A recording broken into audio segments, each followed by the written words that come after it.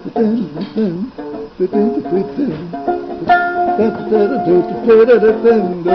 you know we're gonna have a Solartopia, Solartopia, Solartopia. Don't you know we're gonna have a Solartopia all over God's green world.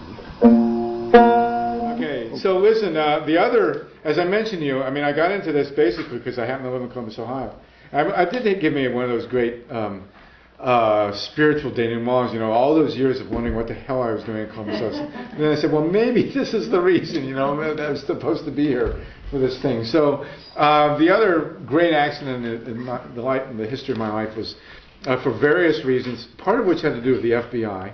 I wound up on a hippie farm, a communal farm, in western Massachusetts, and just as gorgeous a place as this, actually, and just totally blessed to live there.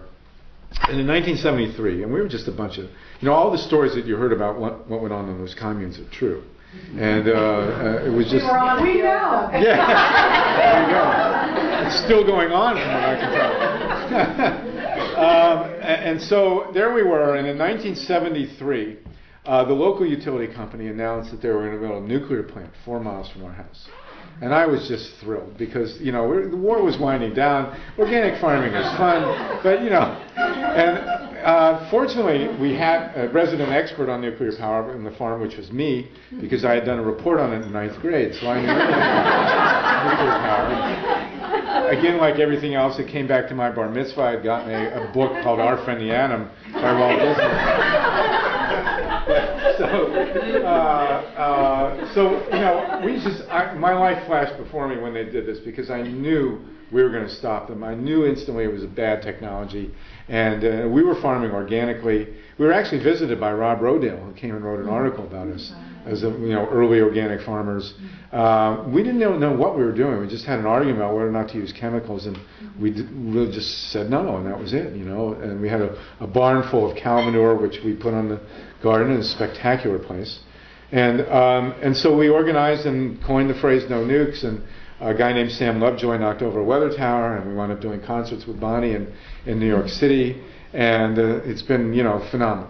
And I will tell you, by the way, the real reason I joined the anti-nuclear movement is to meet beautiful women, and it's been very successful. I can tell you that right now. So, at any rate, so over the years, the one question we're always asked is, if you're not going to have nuclear power, how are you going to get the energy? What are you going to do for this? Now, as it turned out, in 1975, a mere 32 years ago, we had a Toward Tomorrow fair in Amherst, Massachusetts, at Amherst College. And there was a guy there named William Hieronymus, who was the godfather of the big wind industry. And he had these visions of very large wind farms in the ocean. And all. He was the one who called the area between the Mississippi and the Rockies the Saudi Arabia of wind. And he understood wind power as nobody did prior to that. And envisioned very large commercial scale windmills all over the world. And everybody, he was the gyro Gearloose of the, everybody said, this guy's nuts. And there was another guy that happened to be at UMass, he was at UMass actually, was named Amory Lovins. And Amory had all these visions of efficiency and solar and all these stuff. And so we had actually a conference on this in Amherst, Massachusetts in 1975. And this is just as we were starting the anti-nuclear movement. And this is also when Richard Nixon said there'd be 1,000 nuclear plants in the United States by the year 2000. And I will tell you that since he gave that speech in 1974, not a single nuclear plant that's been ordered has been completed. And I will my favorite bumper sticker that I've seen in the last year was in Marin County. It said, "I never thought I'd miss Dick Nixon." So that works for us. So so we've been doing this for a long time. We've been fighting nuclear power, and I was here when the Abalone Alliance was formed. I'm going to speak in San Luis Obispo on Sunday. I actually spent 3 delightful nights in the San Luis jail in 1984. And this movement is actually, this anti-nuclear movement is actually one of the most successful social movements in the history of the world. And we have conducted in more than 30 years hundreds of demonstrations involving tens of thousands of arrests. No one has been killed. There's been no major violence in the anti-reactor movement in this country, and yet we took Richard Nixon's promise of 1,000 nuclear plants and kept it to a maximum of 120. There have never been more than 120 reactors operating simultaneously in this country. There's now about 103 or 104. And so, based on that, remarkable success. So now they're coming at us again, right? And this, I had the tremendous distinction, and there's a big cover article in the Guardian, San Francisco Bay Guardian. They quote a guy named Patrick Moore, who claims to have been a founder of Greenpeace, who's now working for the nuclear industry, and he referred to Harvey Wasserman as a jerk. Thank you very much, Harvey. Appreciate that. I didn't pay him to do it. So the question then becomes, what are the alternatives? Okay, and over the past 30 years, it's not like this is new, we have seen the alternatives materialize. And we have seen the development of a very, very large, very profitable renewable energy industry involving wind, solar, tidal, geothermal, biofuels, the whole deal. And in 2002, I think it was, Jerry and Randy Hayes and Alvin Duskin down at their foundation in San Francisco hired me to do a study on the future of hydrogen, which was getting a lot of hype at the time. And so I sat down to write a technical paper, and I started reading the stuff. Couldn't stay awake, and it's just too dull. And also realized that hydrogen is way overhyped. But the fact of the matter is, so as an alternative, and I had to do something, I came up with the idea of looking at the world, the Earth, as if it had been converted entirely to renewable energy. And what I realized in doing this is that we can do it now. That the technology is available. This is not pie in the sky stuff. This stuff has been, these technologies have been around a long time. The first windmills were used in Persia in the 1400s. The first solar cells that went up in space on the space satellites were not perfected, but they were manufactured in the 1950s. I've actually held in my hand the first solar cell that was produced at the Bell Labs in 1953, and it still generates electricity. There's no theoretical limit, apparently, to how long photovoltaic cells can convert sunlight directly to electricity. And so what we have now today, if you could sweep the Earth clean of all the energy sources that we have, of all the power plants that we have, and reinstall renewables, you could, in fact, power the whole Earth with currently available technology. That's the bottom line. And so I set out to manufacture or to it occurred to me after all these years that what we really needed was an image of a world that does this. People work on wind, people work on solar, people fight nukes, fight coal, but we needed a holistic image. So I came up with this Solartopia. People ask me where I got the word. I don't remember where I got the word. Sorry about that. It's like the 60s. If you remember the 60s, you weren't there, right? So if I remembered where Solartopia came from, it would be mine, and it's not. It's a general idea. And so basically, the rubric of the book is that you're in a green-powered airplane. You take off from from Hamburg, and you're flying over beautiful Copenhagen, which is absolutely magnificent and which has pioneered a lot of this technology. And we fly from there all the way around to Honolulu, and we see an Earth with wind power, with biofuels, with rooftop. And let me go through the technologies really quickly, because I know it's getting late, okay? But the bottom line is this, and if you're looking to invest in technologies, I will tell you right now that the green energy, we've moved from advocacy to business. When you move from advocacy to business, you're about to win. It's what happened in Vietnam, right? We were all against the war, and suddenly the corporations realized how much the war was costing. And it's the same with paper balance. When they realize how much it's costing, we're going to win. So the bottom line is that there are three technologies that are way in advance of the others that are extremely profitable and which will be huge money makers for people who get involved in the long term, and that will create the jobs, create the public wealth. The renewable energy industry will be, to the next 25 years, what the dot-com and PC industry has been to the last 25. Now imagine yourself in 1982, 25 years ago, and you're sitting in front of a group like this, and you're describing what has happened with the PC and the internet. Imagine what people would have thought of you back then. Totally nuts. Yeah, it was inconceivable. Who had a PC in 1982? Who knew what a PC was? Who knew what the internet was? Nobody, except some defense guys. And suddenly, it's completely changed the world in a quarter of a century. That's what's going to happen with renewable energy. And the wealth that will be generated will exceed the wealth that's been generated in the information technology. There were no natural enemies to the PC. That's right, and then we'll get to that. That's exactly right. So the three technologies that are in the lead are wind power, and which is huge. It's a multi-billion-dollar industry, growing at 25 to 35% a year. They are all over the world. Germany's number one now, Spain number two, the United States number three. It's amazing but true. And the reason it's so powerful is that it's incredibly profitable. These machines work. They are cheap. They are efficient. They are proven. They go up quickly. You know, we're having a problem because there's a shortage of steel because how much the Chinese are using. The reason the wind power is as expensive as it is, which isn't much, is that they can't meet demand. It's a supply and demand. They cannot meet demand for wind machines right now. And also there's going to be a major changeover. I won't get into details, but almost all the windmills now have gearboxes. Gearboxes are not going to make it. We will have gearless machines in the next 5 years in Zoom. Just the same as the transition to the hybrid car. It'll be very similar. Photovoltaics, solar power. There's a number of different kinds of solar power. Photovoltaics are the things that go on your roof. I've been in a factory outside of Detroit. They now make photovoltaic roofing shingles. You will build your house, and the wires will come down. It will be indistinguishable from another house. It generates electricity. This is not futuristic technology. The reason the price is so high is not for production reasons, but because there's too much demand. I was in a factory that had a 350-foot long production line. Nobody is working on it. You put the raw materials in one end, it comes out at the other end by the mile. They do, in 36 hours, they produce 9 miles of roofing shingles, about yay wide or however it is. Very, very profitable, very cost effective, and becoming more so every day. Power towers in the Southwest, these giant towers, 100 feet high. If you've never seen one, if you're in the Southwest, go to Needles, California. It's phenomenal. It's surrounded by mirrors, and it's 100 feet high, and the mirrors shine this incredible light on top of the tower, and it generates heat and turns turbines, the whole deal. It's fantastic. Concave mirrors. This was developed by an Israeli company called Luz. There's 9 very large farms in Southern California.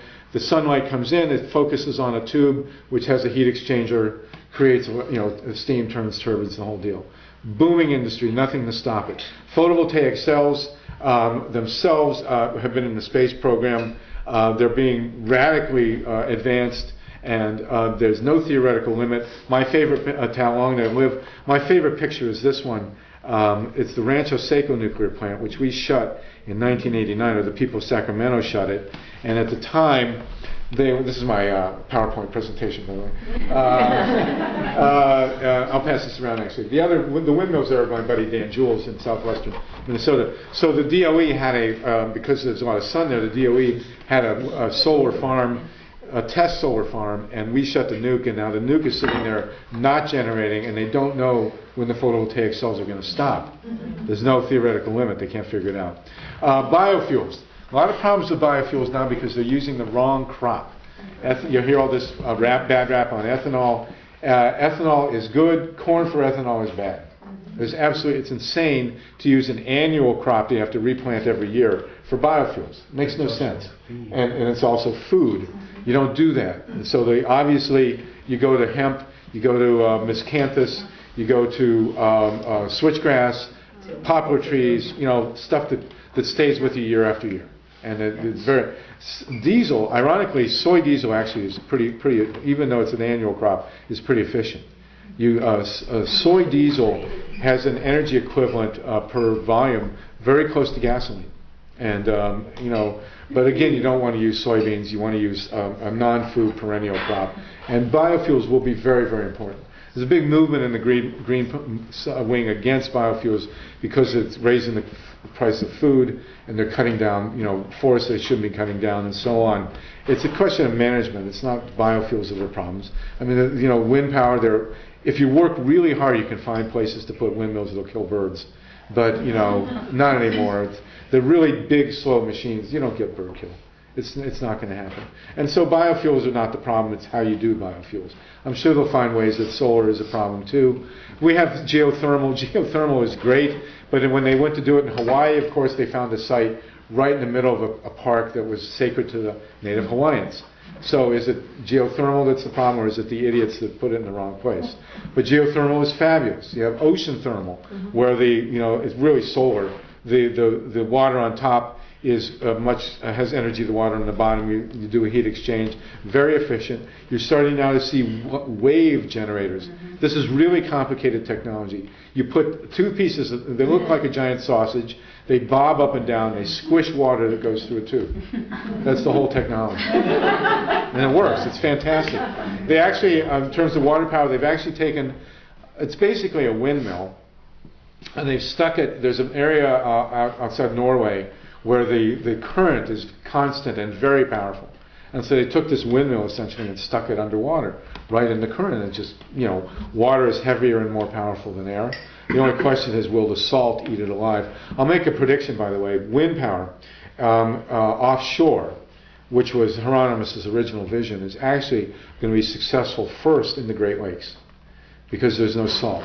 Salt is devastating, and it will devastate windmills, and they think they're ahead of it, but they're not. And so you will see Lake Erie filled with windmills within the next 10 years because you can do it. It has class 7 wind, which is as good as it gets, and you can do it close to Cleveland. It's shallow, and it's of interest. So there are other technologies as well. The number one, there's two other things, and then I'll get to your very salient question about barriers.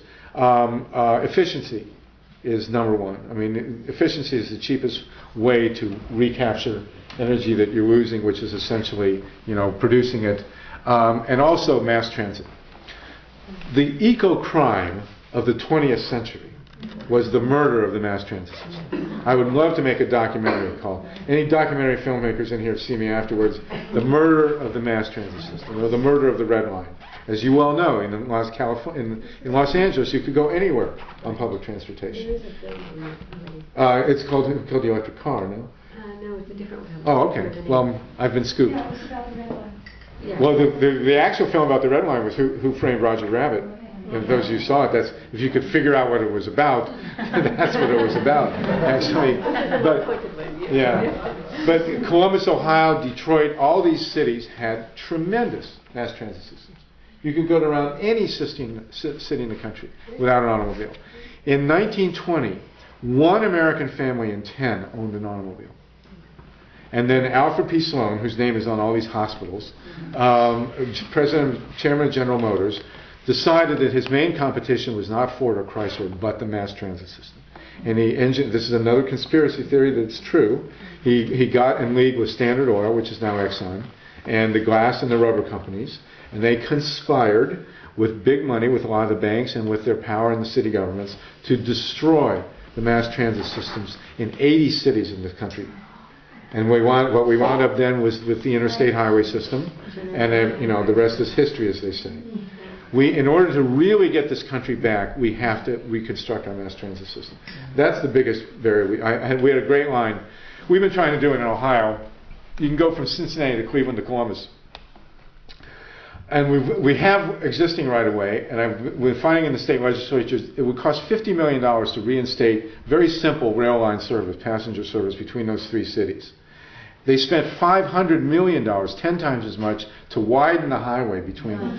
It's insane. So I was in a Republican legislator's office. It was a train nut. There are train nuts. This love affair with the automobile is nonsense. I mean, basically they killed the first spouse, right? So, the guy looks at me and he says, the automobile lobby looks at anybody riding a train as someone who's not paying gasoline tax. And that's the bottom line. So to get to Solartopia, which is, to me, a very real vision, to get to a world which is totally on renewables, is totally practical.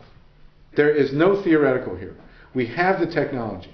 If you go to the trade shows, if you read the technical journals, if you look at the numbers are there for renewables. If somebody says, well, that's 20, 50 years out, they're talking politics, not technology. Right.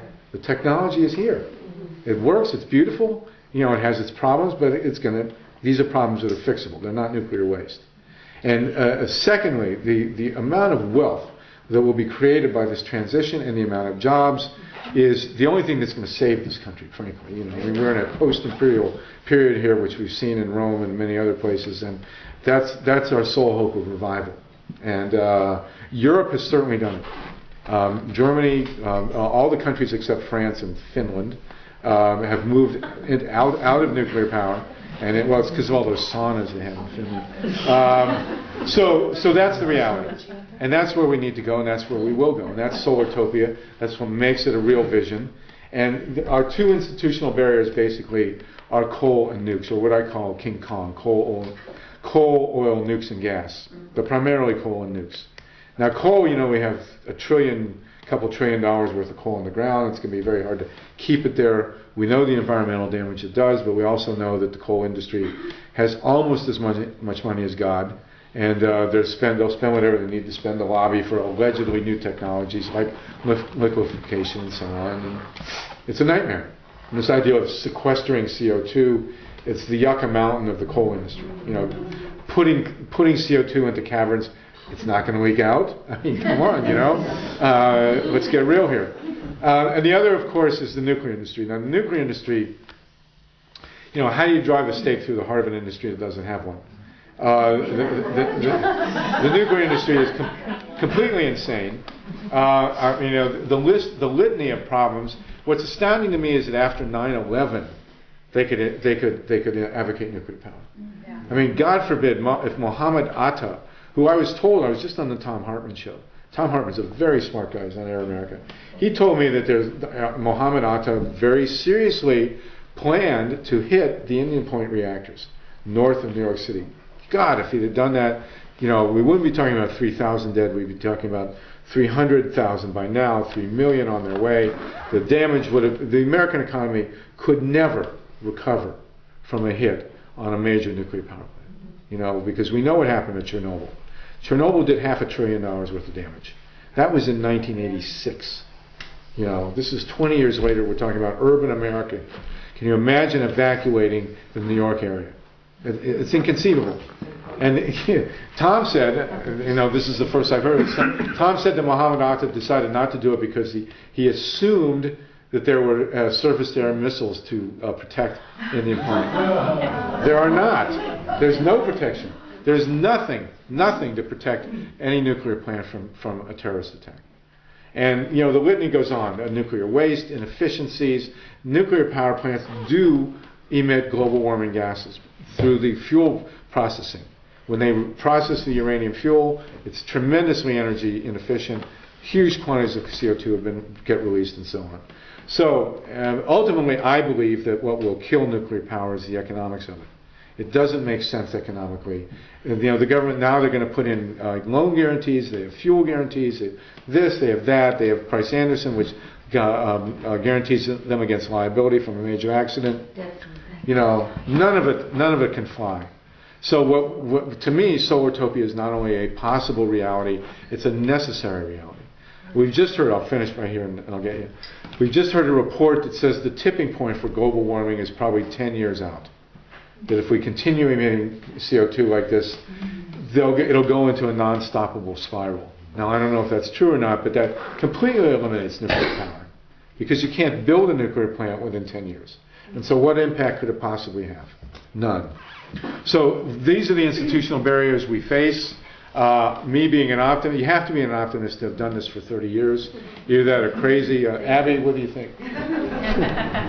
So, one or the other. But to me, it's a winnable battle, especially after doing Solartopia. If you get the vision, if you can see how it all works, you can move ahead here. And, in the last 5-6 years since I've concentrated on the industry side of the renewable business, I will tell you that that's really where it's at. The people who are in the renewable business, see, you were absent. It's okay. She's only heard this a couple of times. The people who are in the business of renewables are generally, they like being green, but they're there in the business, and they're there because money is to be made. And this technology is the future. Not only is it the future, it's the present. And that's why I'm optimistic, and that's why I think we can pull this off. So I've gone way over the limit. I know that your union...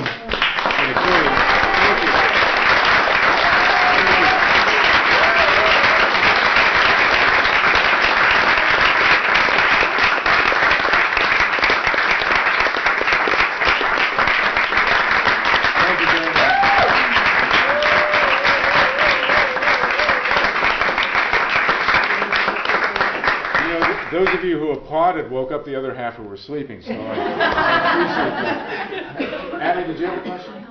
He's smart, but not crazy. Oh, thank you. She says I'm smart, not crazy. Thank you very much. That's the highest compliment I can get. From my daughter, yes. I heard China is putting a lot of nuclear power plants online or trying to. They're undecided. As best we can tell, China and India are both, wavering as to which way to go. Oh, okay. There is a big, actually this hat, which Jim wisely had me take off from Suzlon, is an Indian company. That's dot, not feather, which Bonnie introduced me. Indians. Okay, sorry.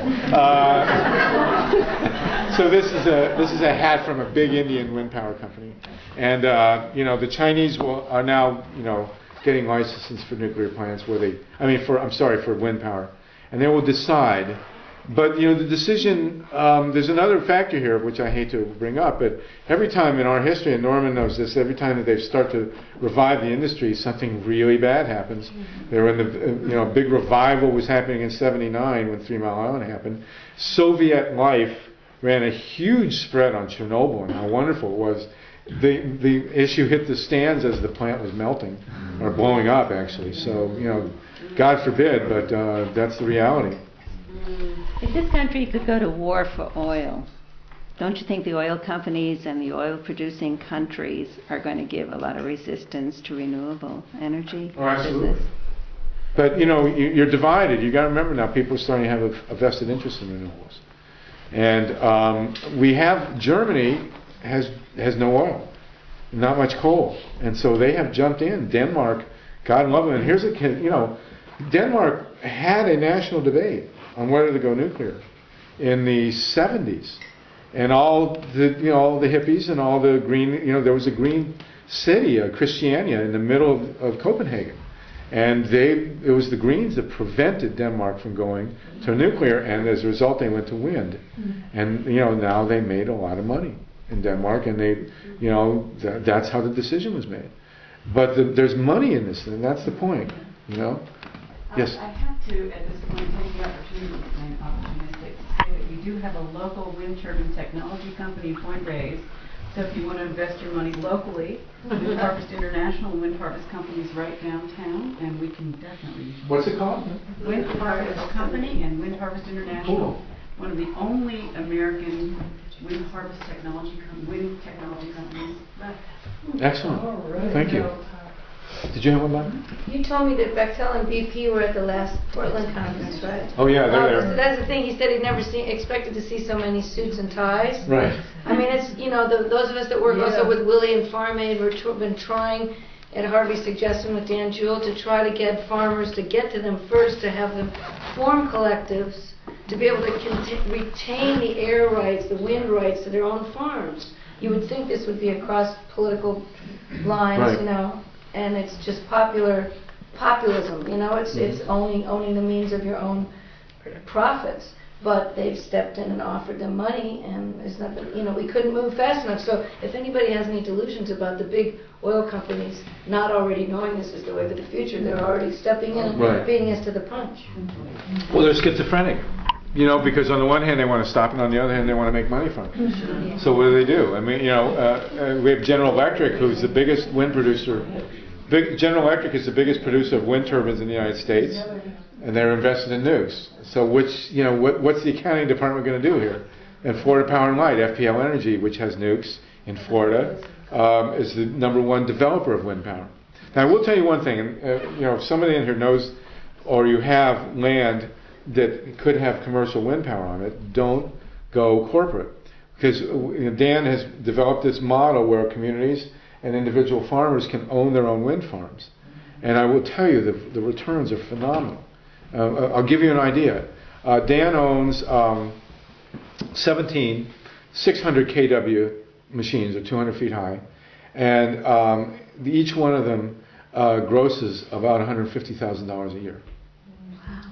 And his net is, and when he pays off his nut, his expenses between insurance, two expenses, insurance and maintenance basically, will be less than 5% of his gross. So you do the numbers. Where are those located? Southwestern Minnesota. Yeah. The town of Woodstock, actually. It's funny, I don't know, Dan was in the rock and roll band. He loves rock and roll. Adores Bonnie. And I said, Dan, do you realize your windmills are in Woodstock? And it never occurred to him. I don't know why. So, yes. I just heard on the news today that Bush is going to have a gathering of nations, the big nations, China, Brazil, and the European, to come up with setting emission standards or something like that. And there was, I think, currently they're meeting in Germany now, the G8, and Germany had wanted to go ahead with emission standards. What do you think is behind Bush calling this meeting here now after rejecting what the Germans wanted? It's classic. I mean, it's that's what they do. If you can't beat them, then reform. And so they want to set the emission standards. They want to make it appear that they're setting the emission standards, and they want to keep the levels high enough, and then they want to push nukes. I mean, they're pushing nukes, and it's a complete diversion. It will never work. It's just because the hidden factor here to talk about institutional having opposition is that they're afraid, they're terrified of renewables because the renewables can be controlled, decentralized. That's the bottom line. You can. What do you need a utility company for if you've got solar shingles? Come on, tell it.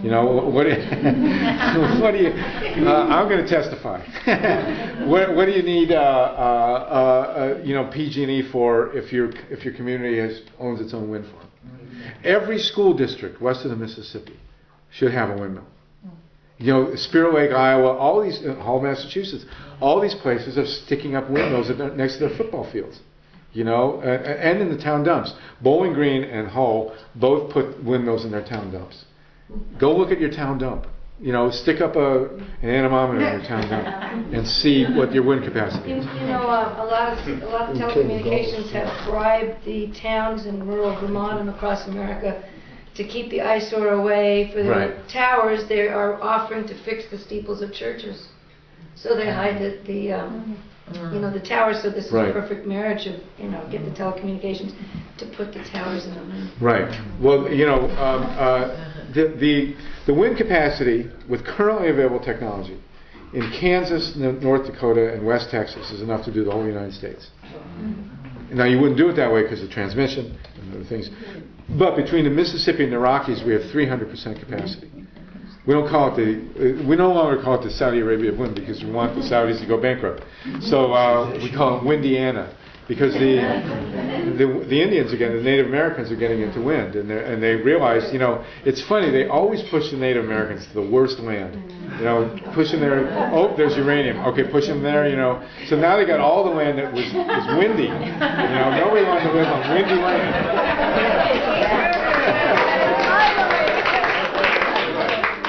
And now they have casinos so they can push back. And actually, we talked to a guy who wants to develop wind power with the Foxwood, the one that grosses $2 billion in Connecticut.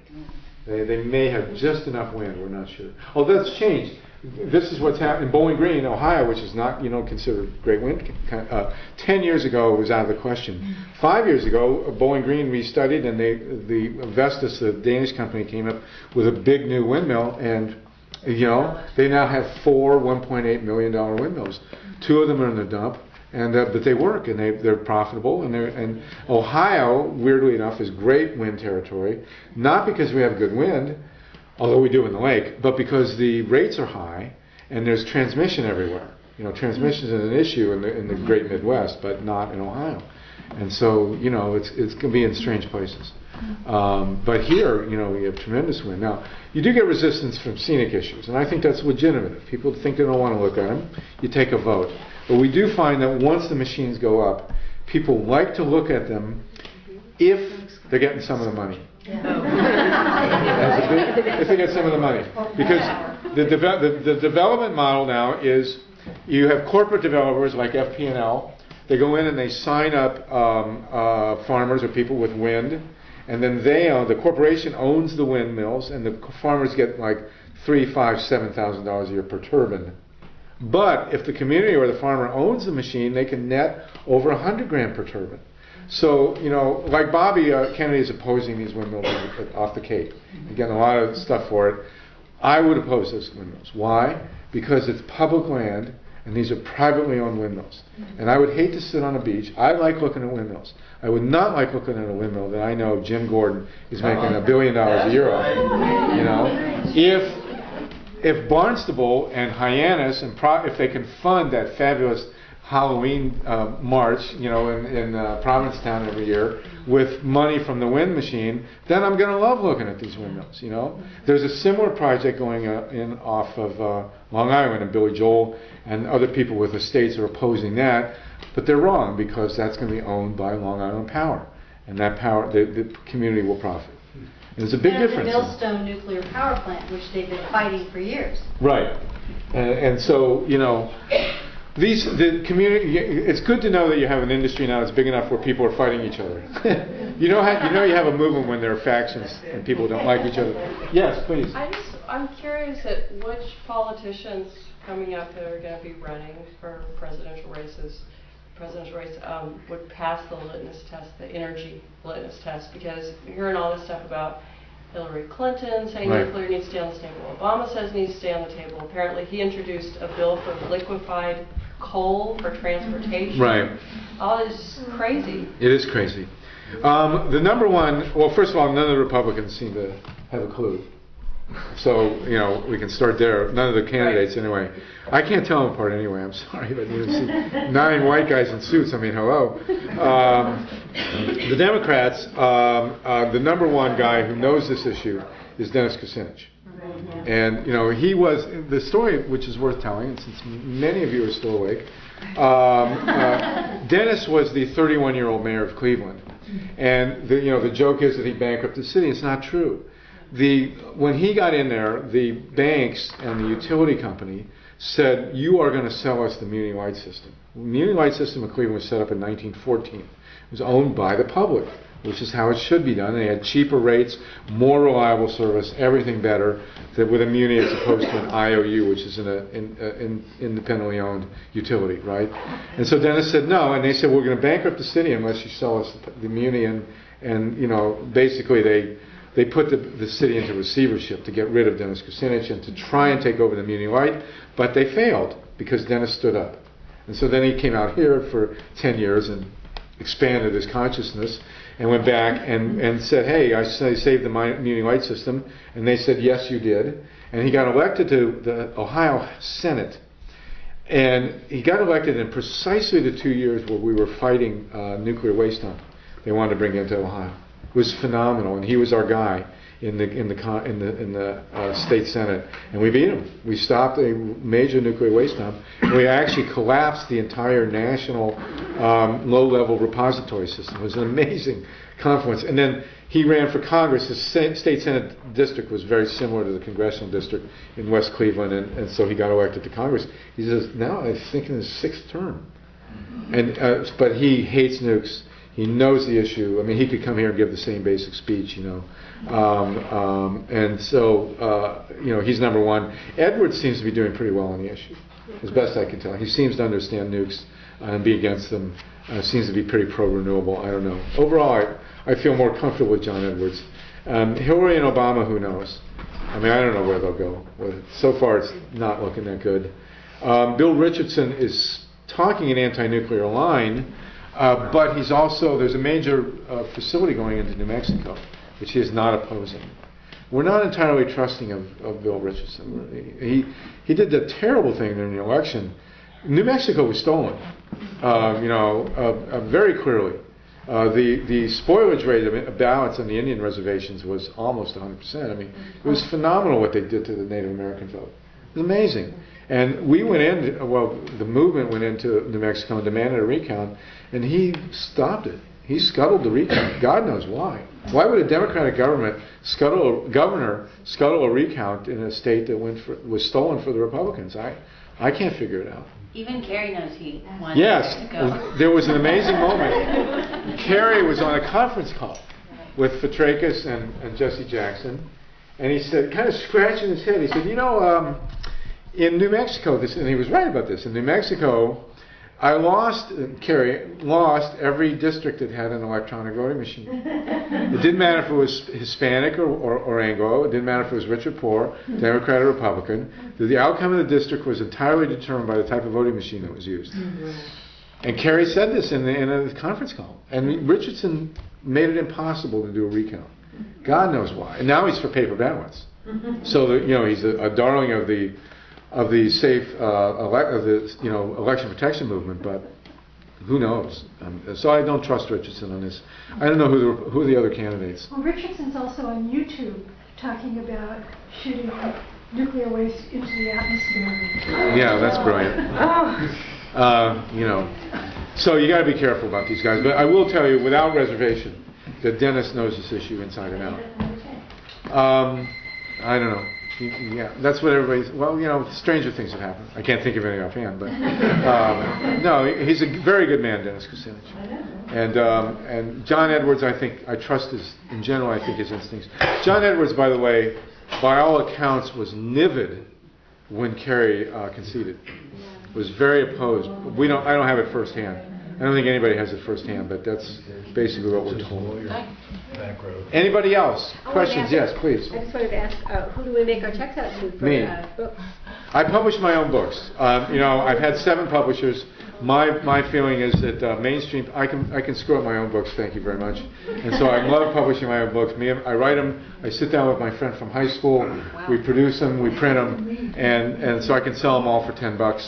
And so they go into Abby's college fund, and there they are. And I will sign anything that you want. Your hat, your Visa ball. I just want to say that the nuke issue is rearing its head again in the papers, and you'll be seeing lots of arguments. But do not be discouraged, because the anniversary of the No Nukes concert is coming out on DVD with an additional disc included with updated interviews headed by our nuke czar over there, and there will probably be a lot of events next spring to coincide with the conventions and the campaign. So fire up the No Nukes movement. We're back in business. Thank you very much.